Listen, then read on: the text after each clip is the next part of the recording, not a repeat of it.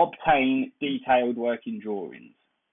Yeah, absolutely crucial. So these drawings, like these working drawings, these are not, to avoid any confusion, these working drawings are not the drawings that you submit to planning and what you've got your planning permission was based on, are they?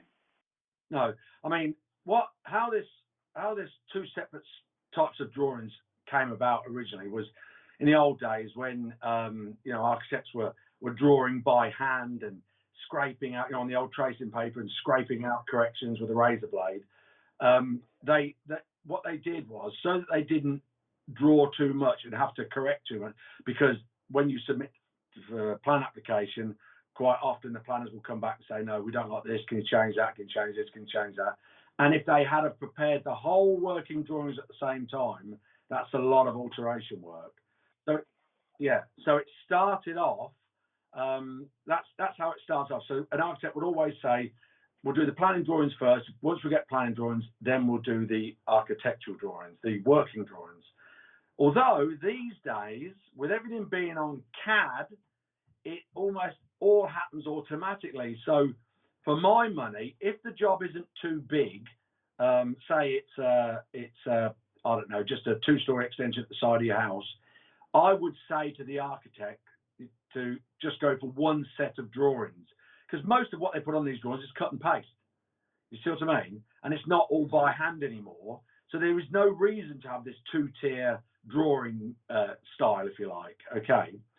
But the point is, they still operate like that. I mean, the old RIBA architects, the good RIBA architects, do still operate like that for reasons of their own, mainly because that's how they're trained.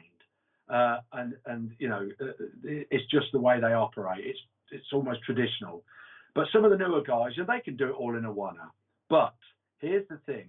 9 times out of 10, as you know, the drawings that go in for your plan application are only planning drawings. There is no point in sending those planning drawings once you've obtained planning permission to a builder or builders and asking for a quotation, because there is nowhere near enough information on those drawings for them to give you an accurate price. Now, I know that there are lots of builders out there who will do it, but it's not good practice, because they can't possibly give you an accurate price without all the information on those drawings. So your very next step, once you've got your planning permission, is go straight back to your architect, designer, architectural technician, whatever it is, whatever they are. You go back to them and say, right, can we now get started on the working drawings? Sometimes called construction drawings, working drawings, detailed drawings, anything like that. But what they do, these are drawings prepared for construction so that you can build accurately from this set of drawings. Now, that set of drawings, once completed, fully prepared, usually along with a good specification, has to go straight to the building inspectors, so building control, whether it be your local council building control or whether it be a private building control company. But you have to go there, you have to obtain building regulation approval, which is usually, if your architect knows what he's doing, which I would hope they do, he or she's doing, I should say, and I hope they do, then obviously getting building regulation approval is a no-brainer. It's not the same as planning, it's certainly not. But obtaining building control approval is just making sure that you are building to building regulations and good practice. In terms of getting these working drawings, right, from your architect, from your designer, what is there extra information? So, like, I know that, especially if you're doing an extension, right, or you're putting an extra story on top of, an existing extension, or just you're adding a second story. Someone needs to dig trial holes, right? Trial holes are, in my opinion, crucial and should always be carried out. It's a mistake that is often made by so many people. Now, what tends to happen is that, remember I said a lot of this is cut and paste work, so by the architect. So quite often They won't have carried out a ground investigation before they start their construction drawings, and they will just be generic. So they will say in their foundation design, meter deep foundations with so much concrete in, end of story, so wide, so deep. Okay, but that's not good enough, because this is work that is unforeseen. Now, if ever you're going to get caught with extras, it's going to be in the unforeseen, in the ground, stuff you can't see. So the best way to get your foundations designed is to, along with the architect or a structural engineer, which the architect should employ for you on your behalf, unless you know one, of course. You should arrange to have trial holes dug, especially if you are going with a first floor story. So in other words, another story above an existing. If you're going above an existing building, so say you've got a garage at the side of your house with a utility room at the back, and you want to put an extension, a first floor extension right across front to back, okay?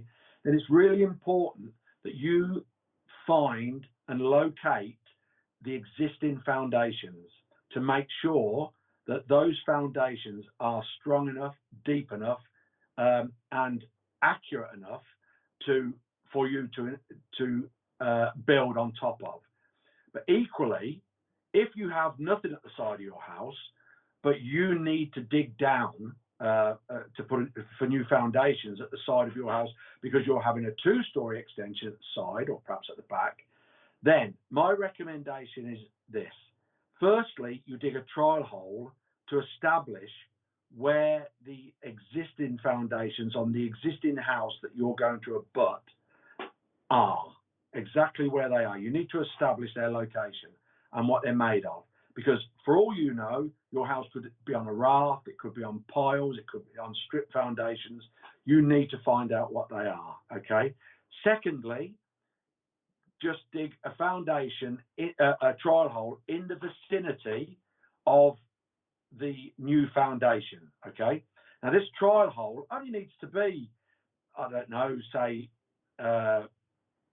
50 centimeters by 50 centimeters if you can dig it, and keep going down until that meter deep at least, so that somebody can come out, your architect can come out and inspect that ground. Once he's inspected that ground and established exactly what it is, of course, if he sees the problem, he'll bring in the structural engineer. But once he knows exactly what type of ground that is, he can then make sure that he designs your foundations accurately. This way, there will be no unforeseen. Now, a lot of people get put off with this because of the cost involved. But believe you me, the cost involved in digging 2-3 little trial holes is far less than getting caught out with we didn't know the ground was like that. The building inspector's been out and he said, that's not good enough ground. You've now got to dig 2 meters. At least you'll know what you're faced with before you put a shovel in, before you start the work. So not only can the foundations be designed in accordance with what you find, but the job can be priced up accurately. If you enjoyed this video, then click right here and you can watch the full episode, and maybe give us a like.